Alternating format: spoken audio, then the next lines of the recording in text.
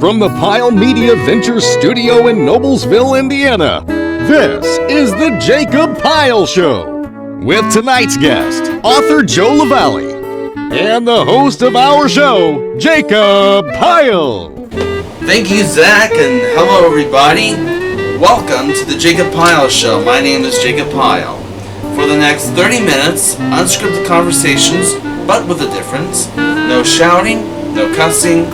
All topics that we are discussing on the Jacob Pyle Show have been approved by me before the show taping. My guest for tonight is a former journalist and business executive. He is also an author of several award-winning mystery thriller novels, a musician, as well as a public speaker. His book series is entitled Tony Harrington Novels. It can be found on his website, www.josephlevalley.com, or at your local bookstore. Joining us now via Zoom is our guest for this week, Joe LeValley. Joe, welcome.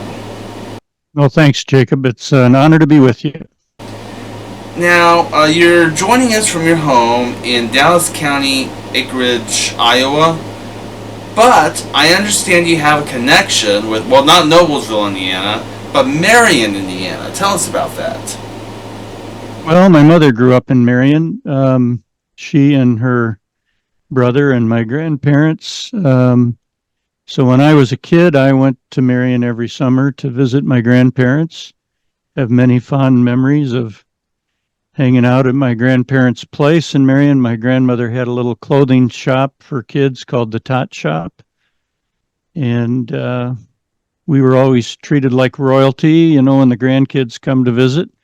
It was always a very fun time. And now, do you still have family that lives in Marion, Indiana? no, sadly, my grandparents passed away, and my uncle moved down to Bloomington, where he went to college, and so I don't have any family left there, but certainly a lot of fond memories there. All right. So going on. All right. Moving on with our interview here. Go ahead and tell us a little something about yourself.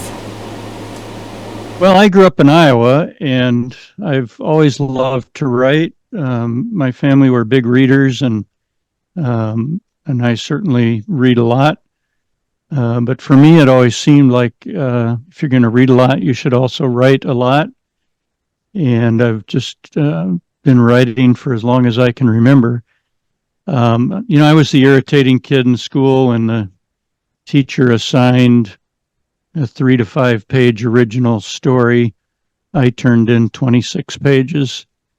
So I just love to write. And as a result, I went to journalism school. I have a bachelor's in journalism from Drake University here in Iowa.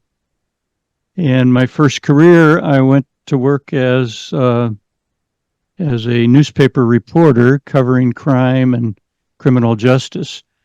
So I spent a lot of time riding around with cops. I had a lot of incredible experiences as a reporter, some exciting and fascinating, some tragic, of course.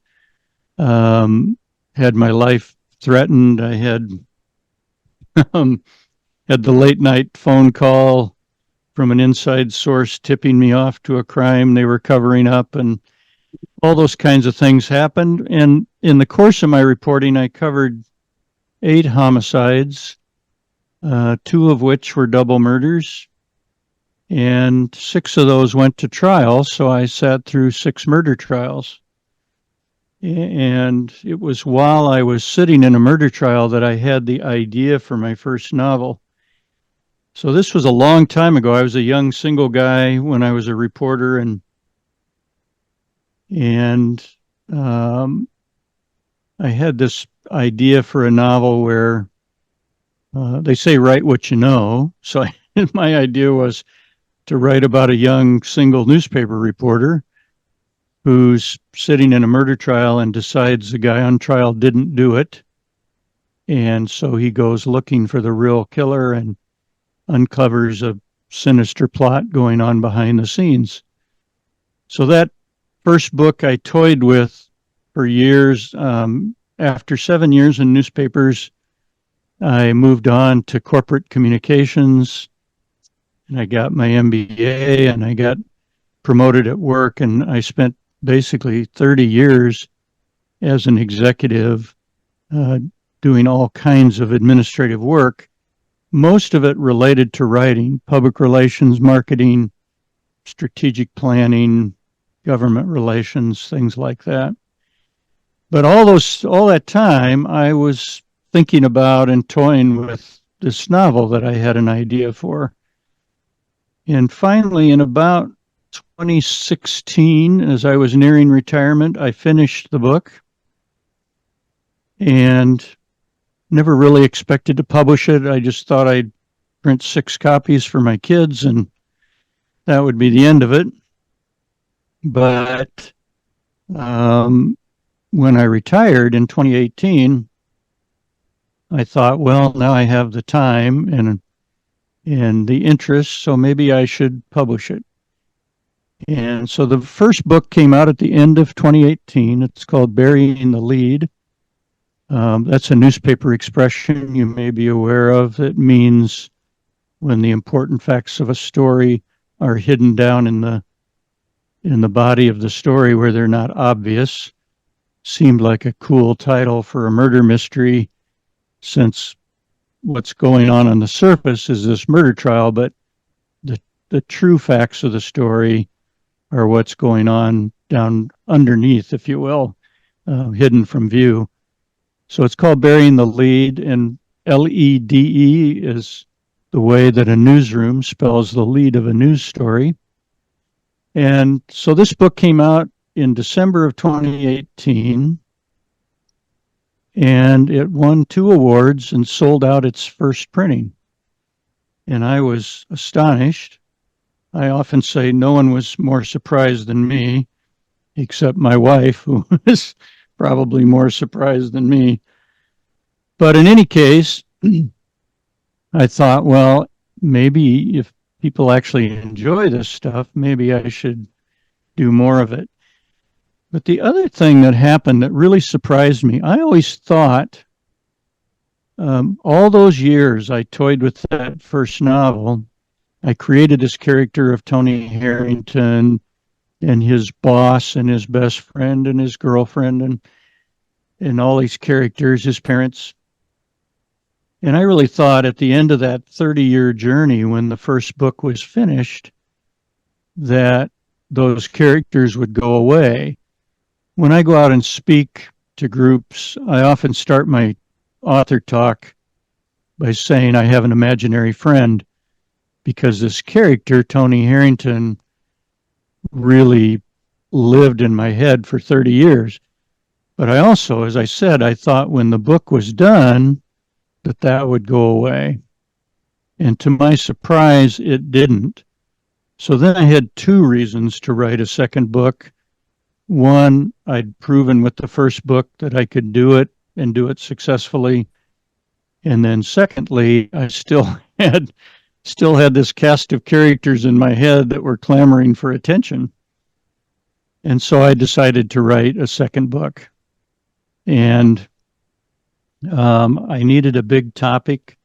I don't want to give too much away about the first book, but this sinister plot going on behind the scenes is kind of a big deal, and so I didn't think I could follow that with a simple, cozy mystery, if you will. So I went looking for a big topic, and I chose human trafficking. It was in the news at the time, and it's a big, important topic. It's full of things that are good for a writer, emotional issues, legal issues, societal issues, et cetera, et cetera. And so I did the research, and everything I learned was horrible. The world of human trafficking is a horrific world. But I stuck with it, and I wrote a book. Very different writing experience from the first one. The second book is called Cry from an Unknown Grave. Okay, I hate to interrupt you, Joe LeValley, but we have to take a break. We will come back, and we will be back. When we come back, we will have part 2 of our conversation with Joe LeValley as he talks about his second book. Go ahead and show the book real quick. The Cry from the Grave. He's gonna tell us more about that when we come back from this break. Stay with us. Welcome back to the Jacob Pyle Show. My guest for tonight is author, public speaker, and musician Joe LeValley. His book series is entitled Tony Harrington Novels and can be found on his website, www.josephlevalley.com, or at your local bookstore. Now, when we had to stop for a commercial break, you were just about ready to tell us about your second book, which is called Cry from an Unknown Grave. And it's the same main character, Tony Harrington, a young newspaper reporter, gets a phone call from a girl who escaped from human traffickers asking for his help. And he proceeds to get on the trail of this group of very nasty people who are doing terrible things and tries to bring them to justice and rescue a group of girls who are being abused. I mentioned it was a very different writing experience, and the first book, start to finish, took 33 years. This book I wrote, it's actually longer by 25 pages or so. I wrote this book in 33 days. Once I started writing it, I just couldn't stop. I was up every night till 2 or 3 in the morning. And it just poured out of me. And I'm proud of it as a story. One of the national reviewers said not only entertaining, but important. And I was very proud of that. As I mentioned, human trafficking is a horrible world, and I think everybody should know a little bit about it. It's not what most people think it is, and I certainly learned a great deal doing the research that I hadn't known before. I don't pretend to be an expert, but I learned enough to write one book about it. So then COVID hit, and we were in lockdown, so I wrote 3 more novels. The third one's called The Third Side of Murder. In it, Tony's young cousin, who's the ballet dancer pictured on the cover, she dies in Italy, and he accompanies his mother back to Italy to the family funeral, and decides maybe his cousin's death wasn't an accident, starts digging into it, and follows a suspect back to New York City. So all of the third book takes place in Italy and New York. It was kind of fun to see a relatively normal Iowa guy out of his element chasing bad guys in exotic places. And then the fourth book came out in 2020, I believe. It's called Performing Murder. And in it, Hollywood comes to Iowa to film a movie on location. That happens from time to time. People are aware of The Bridges of Madison County or Field of Dreams, movies like that were filmed in Iowa.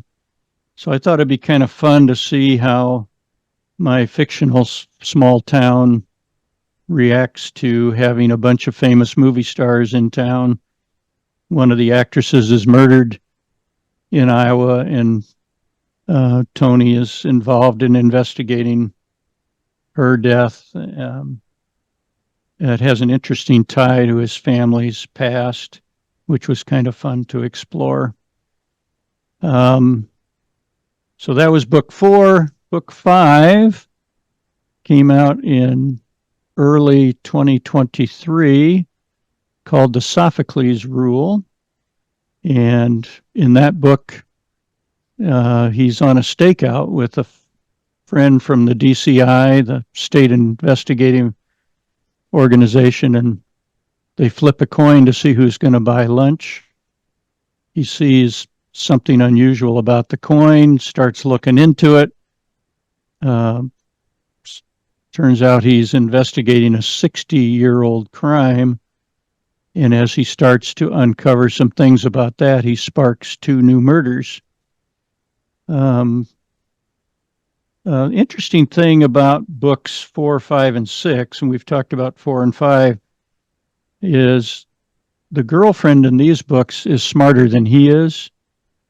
So at the end of this book, the girlfriend actually solves the final mystery, which is kind of fun to have to create this relationship where a reasonably smart, capable guy has an even smarter, more capable girlfriend. And I really like that relationship. She's an actress. He meets her in book 4 when she's in Iowa filming that movie. So it's also been very interesting to explore a relationship between an Iowa newspaper reporter who makes very little money dating a Hollywood actress who makes a lot of money. Their worlds are very different, and as they try to bring them together, it's very interesting. At least I hope it is. Final book, this just came out last November of 23. It's called 3 Weeks in Winter. And this is much more Tom Clancy-ish, if you will. It's, well, just to give you a quick synopsis, Tony goes to Chicago to look into the death of someone from this fictional Iowa town. And as he's investigating the death in Chicago, he stumbles across a group of domestic terrorists who are planning something pretty horrible, and he helps to chase that down. But because the CIA gets involved, the bad guys have bought their weapons from the Russians, so there's a spy element. There's a couple of scenes that take place in Russia. There's airplanes, as you can see from the cover, that get involved. So it's been compared by a couple of different reviewers to Tom Clancy, which of course I'm honored to see. But it's a very different kind of story. Still Tony Harrington, but much more of a thriller than a traditional type of whodunit. So those are the 6 books, all published in the past 5.5 years, and I'm actually writing 2 more at the moment, book 7 in the Tony series, and then a 8th book that's a whole different thing altogether. Yeah. Out of the 6 books that you just showed our viewers here, which book was, I guess you could say, the most fun to write? Oh, that's a good way to ask the question. Sometimes I get asked which one's my favorite, and that's impossible for a writer to choose. But which one was the most fun to write? That's a different kind of question. And again, it's hard because I enjoy writing so much. But let me answer it 3 ways. One, in this 3rd book, it was fun to write about Italy and New York. I've been fortunate to have spent some time in both places, and I love them both. And so it was fun to explore this idea of this Iowa guy in these places far from Iowa. So that was fun. And then, as I mentioned in the 4th book, it was fun to explore how small town Iowa reacts to these movie stars. And I think also this family connection to his past was interesting to explore. There's also, in book 4, I thought of a way to murder someone that I've never seen before in a book. I don't know if you've ever thought about it, but to a mystery writer, coming up with ways to murder people is very difficult because there's thousands and thousands of murder mysteries, and there's only so many ways to kill another human being. and it was fun to think of a way to kill someone um, in this book that I'd never seen before. Um, and then the most recent book was fun just because it's more of a spy story, less of a traditional mystery, more of a thriller.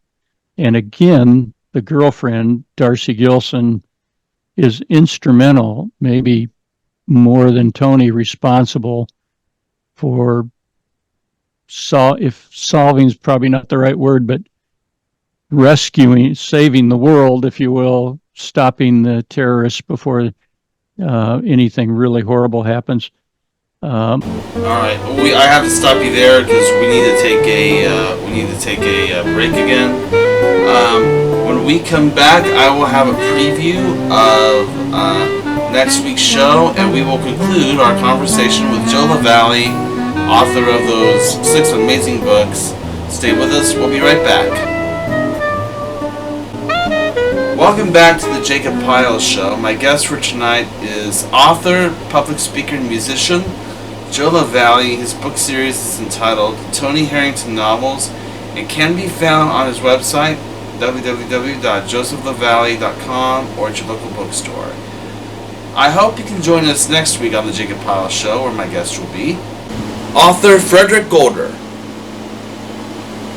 Okay, so when we had to stop for commercial,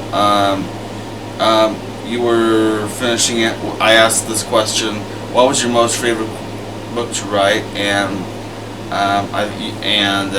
go ahead and finish. Go ahead and finish your thought.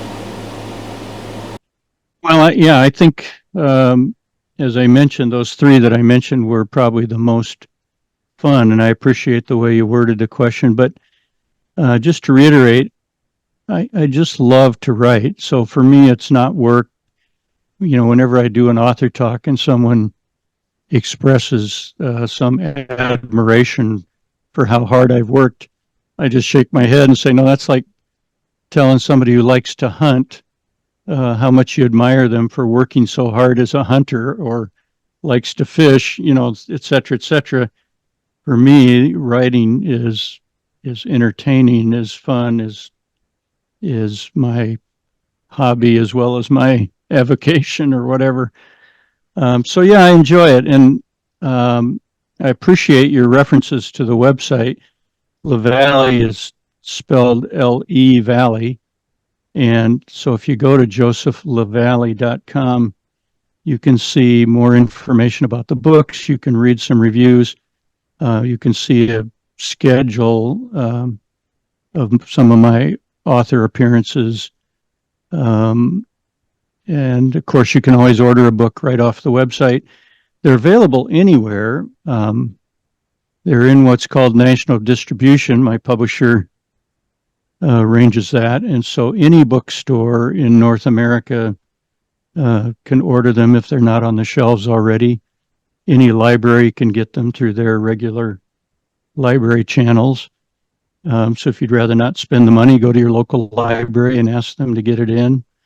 And I'm really surprised and honored by the fact that they've had some success. I don't want to overstate it. I'm not a New York Times best-selling author, but they do far better than most mysteries. And it's really been gratifying to get the feedback I get from readers who really like them. It's also fun. Every once in a while, you get the out of left field comment. So, for example, I got an email from a woman saying, I read your first book, just thought you'd like to know I loved it. And it was the IT vice president from a bank in Vienna, Austria. So that was kind of fun. I had a similar email from a California associate justice in the federal appeals court in California. So you get those kinds of emails and comments on social media. It really makes your day. So it's been a very rewarding, surprising twist to my later years and my third career, if you will. Now, in addition, you've been talking a lot about your novels today, but I have to mention this. You are also a musician. Tell us how you ended up doing that. Yeah, I'm a musician primarily because I'm a terrible athlete. I couldn't catch a ball to save my life. And growing up in small town Iowa, if you're not an athlete, you're not anybody. And so I turned to music. You know, it was the days of the Beatles and the Rolling Stones, and music was a very big deal. Probably, I mean, it still is, obviously, but those are very exciting times in the music world. And um, I bought a set of drums with my paper route money and started playing with my friends, and um, we created a pretty good, pretty successful rock group. Four of us played together for several years, traveled all over Iowa and a couple other states. We were on local television a couple times. We went in the recording studio and recorded some original music, and so it was a very exciting time. To give you an idea how hard we worked, in the middle of that, when we were really established as a rock group, we had a year where we played 169 nights in one calendar year. And we were full-time college students at the time. I look back on it and you wonder, how did you survive that? Because it's not like we were a house band somewhere. These are gigs where we were getting in the car and pulling a trailer, or for a while had a separate truck that hauled our gear, and we were driving all over the place and somehow making it back to school, going to enough classes to pass. So yeah, it was a very exciting time. And then later, when I was a working adult, when I got married and had kids, the music stuff scaled back, but I've always had my hands in. I play in church on Sundays. I've played in different groups less intensively. When I was still single, a second group I played in up in North Iowa was a country rock group. That group also worked a lot, basically every weekend we wanted to. But mostly as an adult, especially after I was married, then we would play a few times a year rather than a few times a week. But I've always had my hand in. I've done some composing, probably written 40 songs over the years. And I just really, really enjoy it as a hobby. I don't pretend to be a great musician, but I've done it long enough that I consider myself competent. And if someone's interested, there's a music video I did for Mercy Medical Center in Des Moines years ago, is on YouTube. If you go to Joseph LeValley on YouTube, you'll find one of my original songs in a music video that I did for the hospital. If you go to my website, you can hear additional original music under the music tab on my website. So you get a flavor of what I've done that way. But I had a lot of fun, met a lot of wonderful people, had some crazy experiences, a couple of near-death experiences on the highway. But all in all, feel very blessed to have had music be a big part of my life. All right. As we always say around here, this conversation could go on forever if we wanted it to, but as far as the show is concerned, we have to end our conversation here because we are almost out of time. I did have a song request for you. Yes, I think you know what it is. You could You don't have to necessarily sing it. You can speak it if you want. But anyway, here's the song request that I asked Joe LeValley to do for us.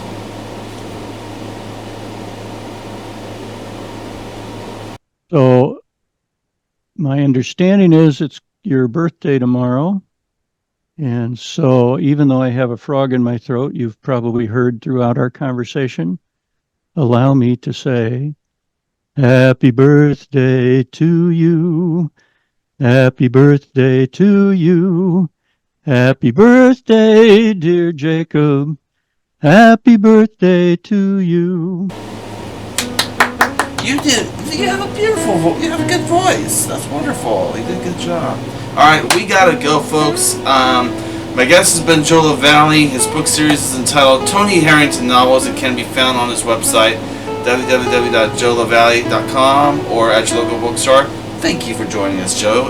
We had a good conversation today. I'll be back next week with another guest to talk to you. Until then, for Joe LeValley, Zach Brown, and all of us on the Jacob Pyle Show, I'm Jacob Pyle. Thank you all for watching, and good night, everybody.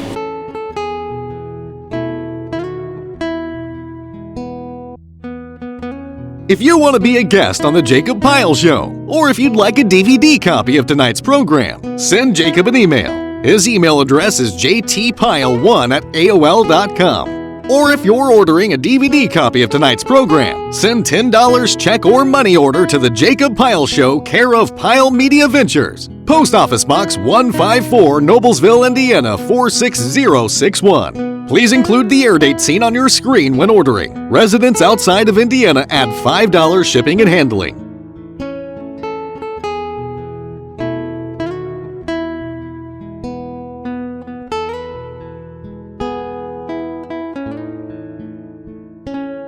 This is Zach Brown speaking for the Jacob Pyle Show, a Pyle Media Ventures presentation. This program has been pre-recorded.